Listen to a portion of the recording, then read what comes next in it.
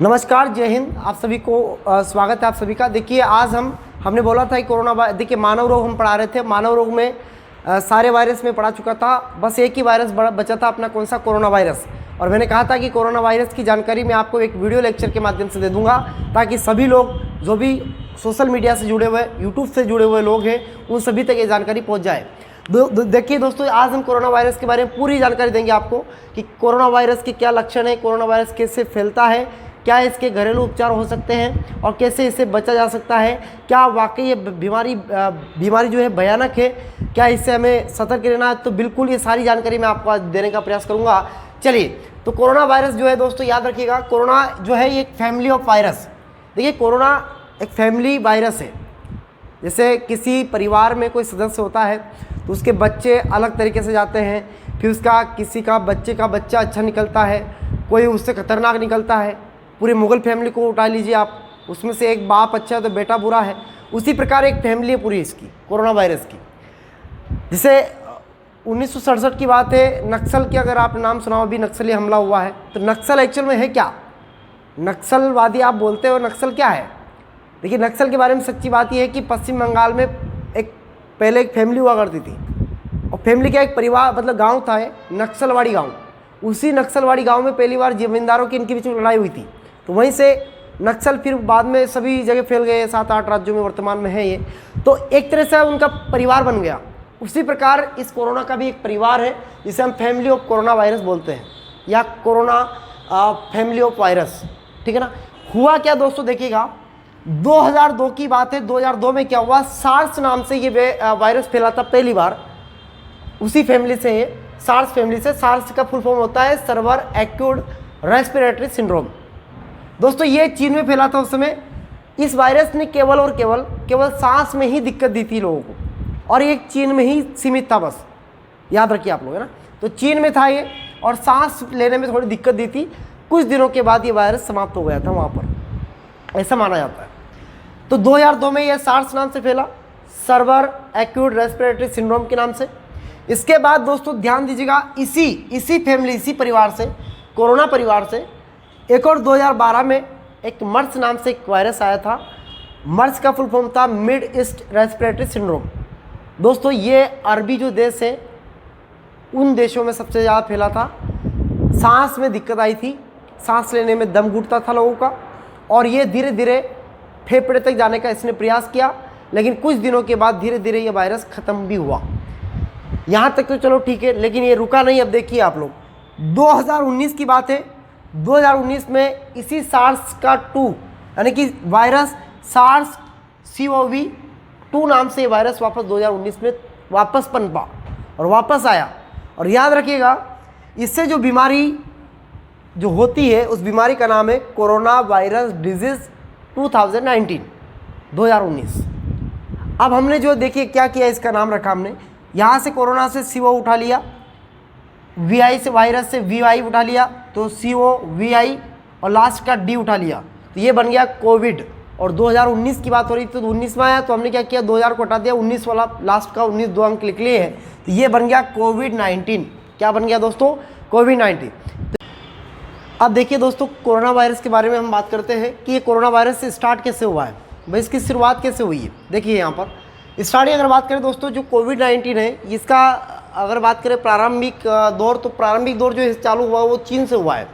ऐसा बता दें, चीन में वुहान नामक शहर पड़ता है, वुहान सिटी, वहाँ सबसे पहले इसके लक्षण देखना चालू हुए थे। तो चीन में ये सबसे पहले फैला वुहान शहर से या वुहान सिटी से। ऐसा बताया जाता है कि चमगादड़ के DNA से इसकी समानता है। इसके जब DNA चेक किया गया तो हालांकि इसमें होता है क्या दोस्तों, DNA होता ही नहीं एक्चुअल में इसमें, जब इसीलिए तो चेकअप नहीं होता ढंग से इसका। इसमें क्या होता है फिर, ये तो हमारी जो ट्रांसफर के द्वारा जो किया जाता है, तो DNA को RNA में बदला जाता है। मतलब इसमें RNA होता है, फिर RNA को DNA में चेंज करते हैं, तब जाके इसकी जांच हो पाती है। एक्चुअली जांच कब होती है, जब DNA मतलब ऐसा आपने देखा होगा, ऐसा जानते ना, DNA ऐसा होता है, ऐसी संरचना वाला। एक्चुअल में ये क्या करता है, DNA की संरचना ही बदल देता है व्यक्ति की। अब चलो आगे बताता है। देखिए, तो चमगादड़ के DNA से इसकी क्या मिलती है, समानता मिलती है। मानव के DNA संरचना में परिवर्तन लाता है, तेजी से रेप्लिकेट करता है, और श्वसन को प्रभावित करने का काम करता है। मेनली ये करता है कि इसमें जो ये क्या करता है, सबसे ज़्यादा हमारे जो डीएनए जो होता है, इस डीएनए को बहुत ज़्यादा प्रभावित करता है, इसकी संरचना में ही परिवर्तन कर देता है। समझ में आ रही है ना बात? जब इसकी संरचना में परिवर्तन हो जाएगा तो मस्तिष्क का जो काम है वो सारा तो इसी के ऊपर डिपेंड करता है। अब मान लो यही संरचना परिवर्तन हो जाएगी, हमारे बॉडी के अन्य पार्ट हमारे फेफड़े के दुश्मन बन जाते हैं। इसी की वजह से कोरोना वायरस हमारे फेफड़े के अन्य बॉडीज़ के जो पार्ट है वो फेफड़ा के दुश्मन बन जाते हैं, इसी कोरोना वायरस की वजह से। तो कोई हेल्प नहीं करता है। तो याद रखिएगा, चीन की वुहान सिटी से फैलता है, चमगादड़ के डीएनए से इसकी समानता होती है, मानव के डीएनए की संरचना में परिवर्तन लाता है, तेजी से रेप्लिकेट करता है और श्वसन को प्रभावित करने का काम करता है। ठीक, ये तो इसके हो गए स्टार्ट के कारण। अब लक्षण की अगर बात करें दोस्तों, देखिए लक्षण में जब भी ये जाएगा तो तेज बुखार आएगी। हल्की फुल्की बुखार तो ठीक है, लेकिन तेज बुखार आती है अचानक। हल्की जरूरी नहीं है कि कोरोना वायरस ही हो, मान लो अगर आपको किसी अन्य कारण से बुखार आ सकता है, लेकिन इसमें अगर तेज बुखार आए तो समझ लेना ये कहीं ना कहीं लक्षण कोरोना का हो सकता है। फिर दूसरी बात, खांसी सूखी आना चाहिए। मतलब अगर सूखी खांसी आ रही है, ऐसा नहीं कि साथ में उसके बलगम आ रहा हो, तो वो जरूर नहीं कि अगर आपको खांसी हो रही है और उसमें बलगम आ रहा है तो फिर कोई समस्या नहीं, लेकिन लगातार आपको अपनी सूखी खांसी अगर आपको आ रही है और बलगम नहीं आ रहा है तो समझ लीजिए उसमें कहीं ना कहीं दिक्कत है। सांस लेने में समस्या हो रही हो तो ये भी हो सकता है कि कोरोना का लक्षण हो। तो 3 लक्षण मैंने आपको बताए हैं। पहला जो है तेज बुखार का आना, सूखी खांसी आना और साथ ही साथ सांस लेने में क्या है, समस्या हो जाना।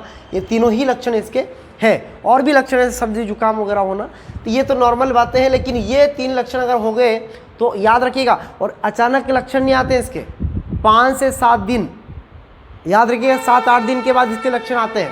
याद रखना, ये 3 लक्षण जो है आपको याद रखना है, तेज बुखार आना, सूखी खांसी होना, सांस लेने में समस्या होना।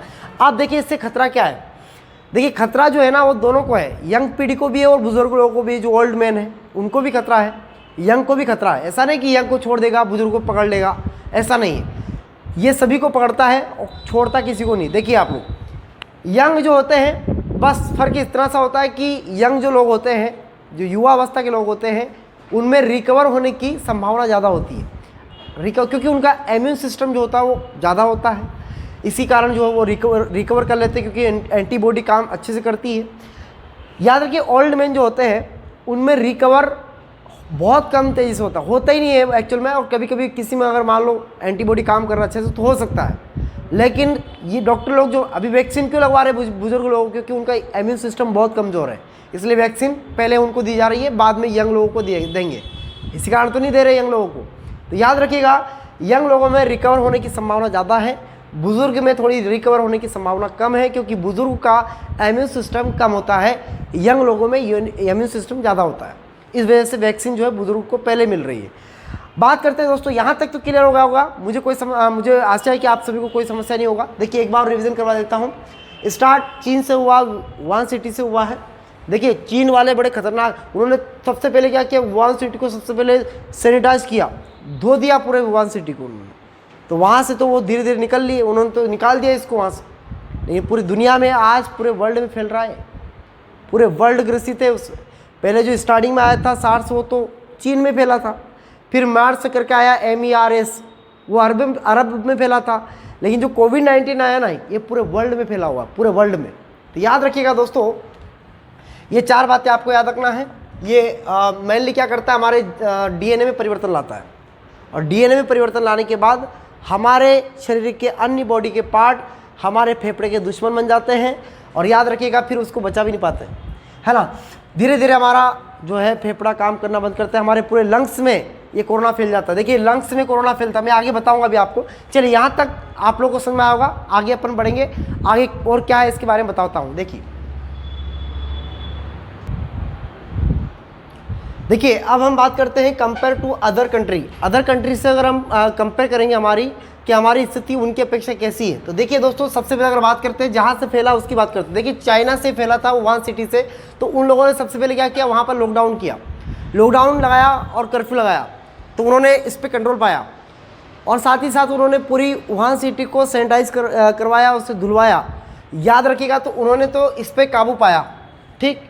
अब अभी की स्थिति बड़ी खतरनाक है सभी की, अब तो ऐसा बता रहे 2 गुना रफ्तार से फैल रहा है, तो अभी की तो स्थिति खराब है। लेकिन स्टार्टिंग की बात कर रहा हूँ मैं, इन्होंने थोड़ा सा इस पर कंट्रोल पाया था और ये फिर भी पालेंगे, इनको इनके पास सुविधा है ऐसी।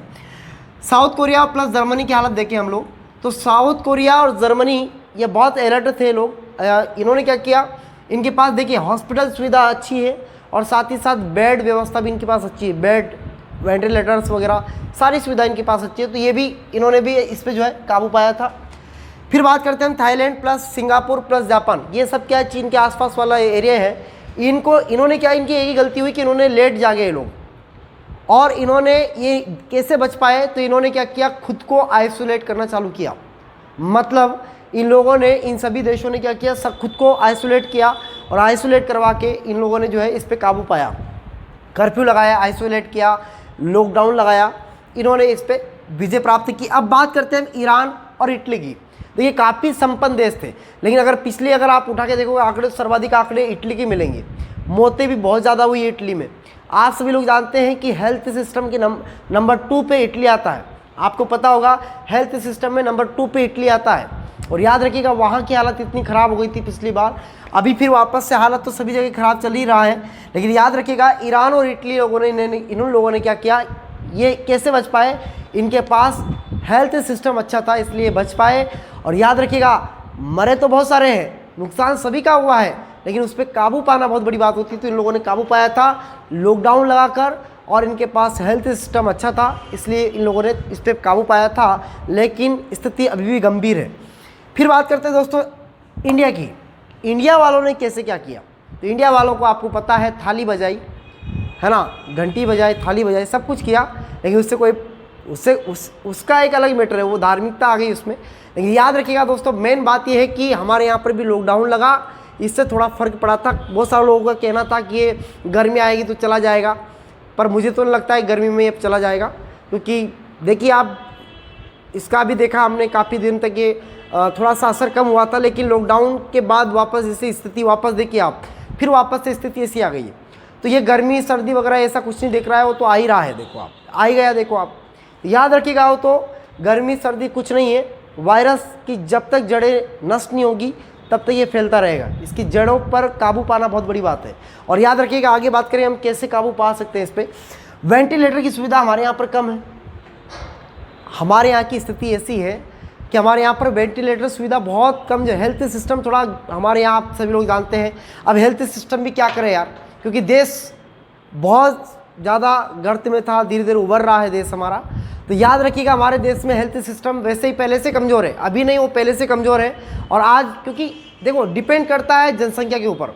हमारी जनसंख्या ज़्यादा है, अब जनसंख्या मान लो ज़्यादा रहेगी तो वो तो हेल्थ सिस्टम तो यार ऐसा तो नहीं कि हर व्यक्ति के लिए अलग अलग वेंटिलेटर लगाए, जितनी जनसंख्या उतना वेंटिलेटर ये तो लगा नहीं सकते हैं। तो वैसे हमारे यहाँ पर मात्र पूरे देश में अभी बढ़ा दिए होंगे, लेकिन पुराना आंकड़ा ये बोलता है 70,000 वेंटिलेटर थे हमारे पास।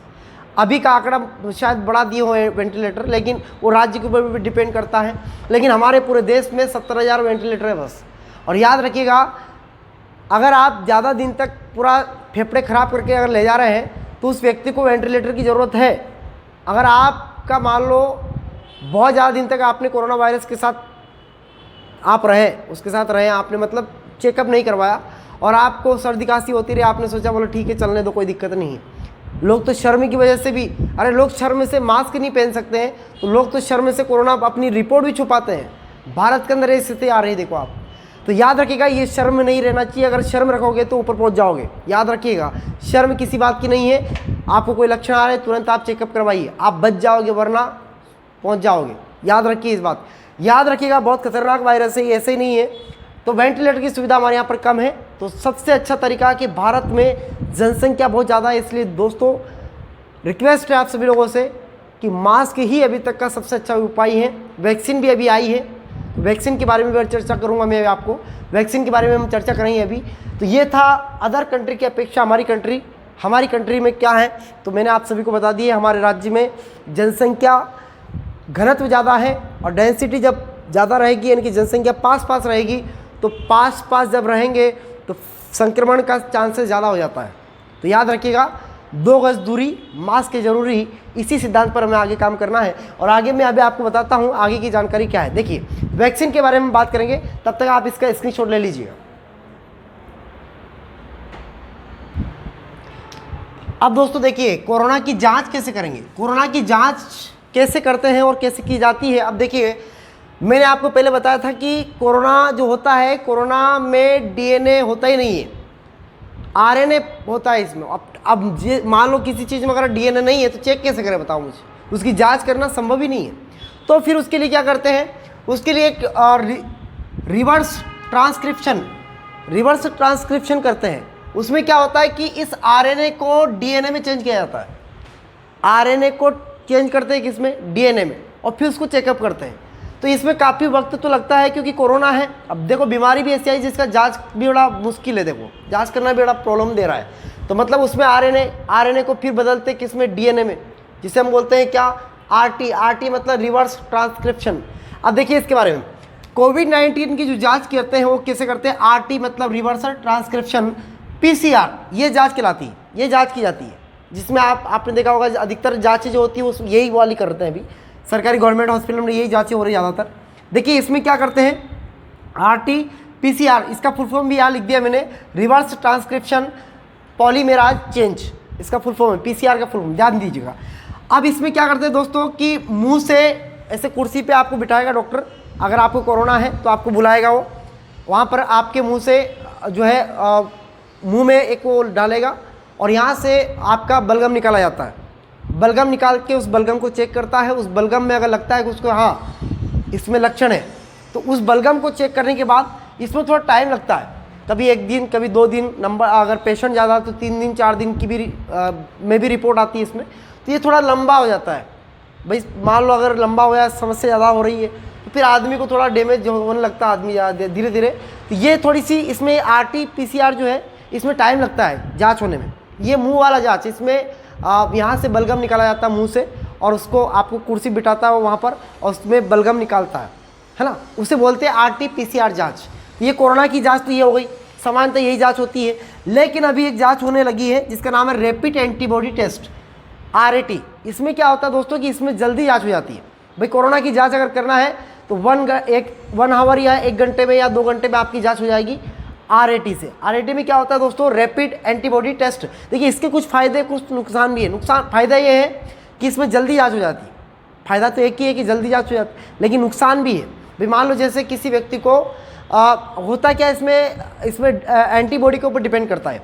और किसी व्यक्ति का मान लो कोरोना है और उसको 2-4 दिन से ही कोरोना के लक्षण उसमें दिखने लगे हैं, तो याद रखिएगा उसका रैपिड टेस्ट करते हैं तो रैपिड एंटीबॉडी जो टेस्ट किया जाता है उसके अंदर उसमें देखा जाता है कि इसका एंटीबॉडी ज़्यादा काम तो नहीं कर रहा है।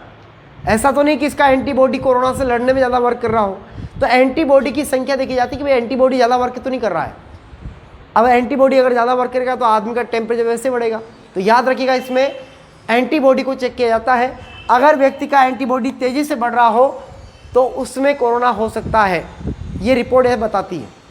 लेकिन इसमें नुकसान ये है कि अगर मान लो किसी व्यक्ति को 4 दिन पहले वो कोरोना से ठीक हो गया, अब इसमें क्या होता है कि 4 दिन में ठीक हुआ तो उसका एंटीबॉडी तो कुछ दिनों तक तो काम तेज़ी से करेगा, तेज़ी से बनेगा। तो इसमें ऐसा लगता है कि कोरोना से ठीक हो जाता है व्यक्ति, फिर भी इसको पता ही नहीं चलता कि ठीक हुआ कि नहीं हुआ, क्योंकि इस रैपिड टेस्ट में तो ये पता चलता है कि वे भी एंटीबॉडी तेज़ी से बढ़ ही रहे हैं। तो 3-4 दिन तक उसके लक्षण रहते हैं, इस वजह से थोड़ी प्रॉब्लम आती है इसमें चेक करने में। तो 2-3 दिन के बाद भी अगर रिपोर्ट करवाओगे आप चेक तो फिर वापस आपको पॉजिटिव बता देगा वो, ये समस्या आती है। बाकी कुछ नहीं है ना। तो इसमें पॉजिटिव नेगेटिव का लफड़ा हो जाता है कभी कभी। बाकी ये रैपिड टेस्ट से जल्दी टेस्ट हो जाता है, 1-2 घंटे में आपकी जांच आ जाती है और इस जांच के आधार पे आपका जो है इलाज आगे बढ़ाया जाता है। तो क्लियर सभी का, आरटी-पीसीआर जांच होती है एक तो, और दूसरी होती है आपकी कौन सी, रैपिड एंटीबॉडी टेस्ट, जिसे हम आरएटी बोलते हैं। 1 घंटे में जा जाती है, लेकिन इसकी जाँच 2 दिन भी लग जाते हैं इसमें, आरटी-पीसीआर में 2 दिन। अब मैं आगे आपको बताऊँगा कि इसके लक्षण में इसके बचावकारी क्या है, और वैक्सीनेशन के बारे में आपको बताएंगे कि वैक्सीन कैसे दी जाती है और वैक्सीन बनने की क्या क्या प्रक्रिया है, वो आगे बात करते हैं। चलिए ठीक है, इसको आप स्क्रीनशॉट ले लीजिएगा, फिर आगे बात करते हैं। अब देखिए दोस्तों, हम बात करते हैं दवा की, यानी कि वैक्सीन 2021 में इसकी वैक्सीन आई है, भारत में भी इसका निर्माण हुआ है, बाकी जगह भी और जगह भी सभी ने अपनी अपनी वैक्सीनें दी हैं। तो हमारे यहाँ भारत में जो वैक्सीन आई है उसी को हमने जो है स्वदेशी वैक्सीन लगाई है। तो याद रखिएगा दोस्तों, हमारे यहाँ की जो वैक्सीन, देखिए वैक्सीन बनने के 6 स्टेप होते हैं, मैं आपको स्टेप भी बताऊँगा अभी। देखिए हमारे यहाँ पर वैक्सीन कैसे बनती है मैं थोड़ा बताना चाहूँगा। वैक्सीन में दोस्तों क्या होता है कि इनएक्टिव वायरस को जो है डाला जाता है, कुछ में एक्टिव वायरस भी डालते हैं, कुछ में इनएक्टिव वायरस को डाला जाता है वैक्सीन के अंदर। तो आप लोगों को ये लगता है कि अब ये जैसा कि सुनने में आता है, बहुत सारे लोग बोल रहे हैं कि हमने वैक्सीन लगाया तो इसका दुष्प्रभाव आ रहा है। दुष्प्रभाव नहीं आता, क्योंकि इन्फेक्टिव वायरस कभी भी संक्रमित नहीं करता वापस, या इफेक्ट नहीं डालता। याद रखिए, तो छोटे मोटे सिम्टम्स जो है वो तो आएंगे, जैसे सर्दी जुकाम वगैरह, ये तो नॉर्मल बात है। लेकिन याद रखिएगा दोस्तों, जो इनएक्टिव वायरस अगर उसमें वैक्सीन में डाला गया है तो वो जो है वो संक्रमित नहीं करता है, वो साइड इफेक्ट नहीं डालता है। याद रखिए लोग, तो याद रखिएगा जो वैक्सीन अभी आई है उसमें 2 डोज आए हैं अभी, फर्स्ट डोज और सेकंड डोज। तो दोनों डोज के बीच में अभी 28 दिन का अंतराल होना ज़रूरी है। ये डॉक्टर की सलाह के अनुसार है कि 28 दिन का उस दोनों जो डोज है उनमें अंतराल होना चाहिए। ये अभी फ़िलहाल बुज़ुर्गों को लग रहा है हमारे यहाँ पर भारत के अंदर, बुज़ुर्ग व्यक्ति, क्योंकि उनका इम्यून सिस्टम जो होता है वो कमज़ोर होता है, इसलिए सबसे पहले उनको दिया जा रहा है। जितने भी सरकारी कर्मचारी वगैरह हैं इनको पहले डोज दिया जा रहा है।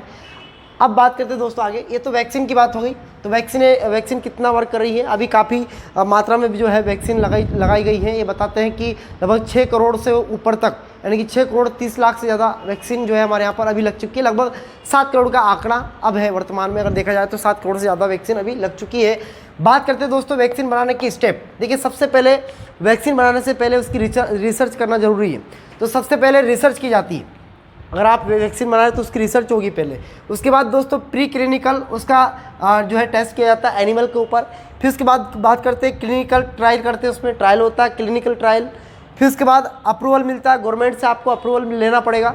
गवर्नमेंट अगर आप डायरेक्ट नहीं कर सकते कुछ भी, गवर्नमेंट जब तक आपको अप्रूवल नहीं देगी तब तक आप वैक्सीन मार्केट में ला ही नहीं सकते हैं।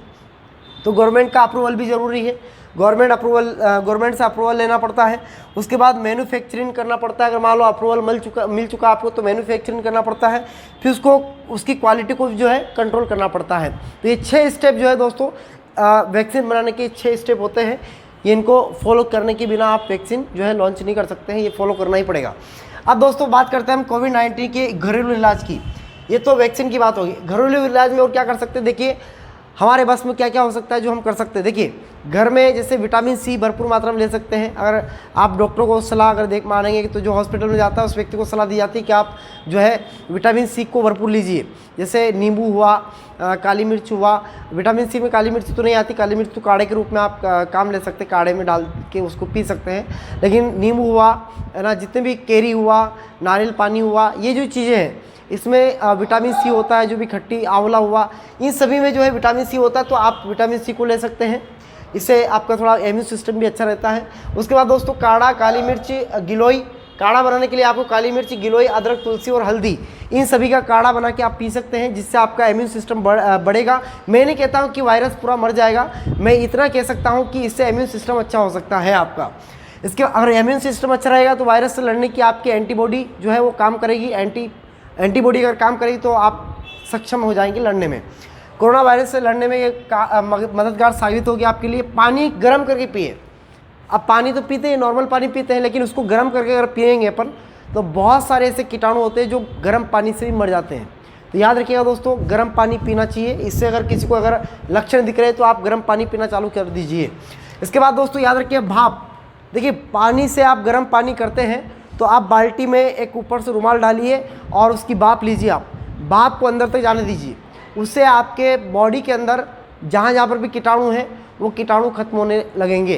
तो याद रखिएगा ये घरेलू उपचार है ना। ये खुद डॉक्टर जो BHMS वाले जो औषधि वाले डॉक्टर होते हैं वो खुद बताते हैं इसके बारे में। तो ये आप इनका ये प्रैक्टिकल कर सकते हैं दोस्तों। ये नुकसानदायक तो है नहीं अपने, भाई फ़ायदेमंद ही, एक नुकसान तो एक भी नहीं इसमें से। और ये कर भी लेंगे तो नुकसान थोड़ी होगा, इससे फ़ायदा ही होगा, नुकसान नहीं होगा, है ना। तो ये कर सकते हैं आप दोस्तों। अब बात करते हैं हम कोविड-19 के फैलने की जो स्टेप है वो कितनी स्टेप में फैलता है। तो याद रखिएगा दोस्तों ये 4 स्टेप में फैलता है। देखिए पहली स्टेप क्या होती है, हम बोलते थे ना जब कोविड फैल रहा था तो कि स्टेप 2 पे नहीं जाना चाहिए, स्टेप 3 में नहीं जाना चाहिए, बोलते थे ना। उसका कारण क्या, देखिए पहली स्टेप उसे बोला जाता है कि जब व्यक्ति बाहर से कोई आता है। मान लो हमारे यहाँ पर भारत में कोरोना नहीं था। अब मान लो केरल का कोई लड़का चीन में पढ़ रहा था, हुआन सिटी में। वहाँ से वो आया, वो कोरोना लेकर आया। जब कोरोना लेकर आया हो तो उसके मित्र जहाँ जहाँ गया उन सभी में कोरोना फैला। मतलब ये अभी तक बीमारी नहीं थी हमारे यहाँ पर, और वो व्यक्ति आया, उसने 2-3 व्यक्ति को अपने जितने भी संपर्क में आए, 50 लोग उसके संपर्क में आए, तो उस स्थिति को दोस्तों स्टेज 1 कहा जाता है। कोई व्यक्ति अगर बाहर से आया और बाहर से बीमारी को लाया तो उसे स्टेज 1 कहा जाता है। अभी हम स्टेज 1 में थे जब तक व्यक्ति बाहर से आया और संपर्क में आया कुछ लोग। लेकिन दोस्तों वो 50 लोग या 20 लोग जिनके भी संपर्क में आए, उन सभी को अगर उसने संपर्क में ले लिया, मतलब पहला व्यक्ति किसी और को संपर्क में ले रहा है, जब वो व्यक्ति किसी और को संपर्क में ले रहे हो तो इस प्रकार स्टेप 2 हो जाता है, जब व्यक्ति से व्यक्ति का संपर्क बढ़ता है। तीसरी स्टेप ये हो जाती है कि दोस्तों स्टेप तीसरी ये पहुंच जाती है कि जब जिसने संपर्क में लिया 50 से 100 हुए, 100 से डायरेक्ट 200-400 हो गए, तो ऐसी स्थिति को स्टेप 3 बोलते हैं। और स्टेप 4 उसे बोला जाता है दोस्तों जिसमें ये छोटी बीमारी महामारी का रूप ले लेती है। जहाँ भी आप रहोगे, वायु में, पानी में, हवा में, सब जगह जब ये जिसको भी आप छूओगे उसमें भी अगर वायरस आ रहा है तो समझ लीजिए महामारी है, उसे स्टेप 4 बोलते हैं। तो याद रखिएगा दोस्तों, ये महामारी बन जाती है स्टेप 4 में, महामारी बन जाती है स्टेप 4 में, जिसे रोकना बड़ा मुश्किल हो जाता है। दोस्तों आप सभी से हाथ जोड़ के विनती हमारी कि देश का एक बहुत बड़ा देश इस गर्त से जाने में बचा लीजिए आप लोगों का सहयोग अगर रहेगा तो ही निकल पाएंगे, वरना अभी तक इसका प्रॉपरली इलाज नहीं है। याद रखिए वैक्सीन तो काम कर रही है अपनी जगह। मान लो यार जनसंख्या कितनी सारी है, सभी के तो वैक्सीन लग नहीं सकती एक साथ, तो वैक्सीन का भी अपना एक डोज का एक टाइम रहता है। तो आप सभी लोग से हाथ जोड़ के विनती है, इस देश में बहुत बर्बादी कर देगा, क्योंकि आर्थिक स्थिति से तो हम मान लो इससे नहीं मरेगी तो आर्थिक स्थिति से मर जाएंगे, क्योंकि लॉकडाउन तो लगाना ही पड़ेगा अगर मान लो ऐसी स्थिति बनी है तो महामारी फैल रही है। सभी लोग एक ही उपाय है अभी तक का जो मैंने पढ़ा है इसका, और मैंने निकाल के भी देखा तो एक ही उपाय है, मास्क सबसे अच्छा उपाय है इसका, मास्क और दूसरों से दूरी बना के रखना है ना। तो याद रखिएगा दोस्तों 2 गज की दूरी मास्क के जरूरी। तो आप सभी लोगों से रिक्वेस्ट है कि आप लोग मास्क का प्रयोग करें और एक दूसरे के संपर्क से बचें। घर से बाहर मत निकलो, कुछ दिनों के लिए मत निकलो, क्योंकि ये इसका एक वैलिडिटी रहता है 14-15 दिन, तो 14-15 दिन में थोड़ा सा मामूली पड़ जाता है।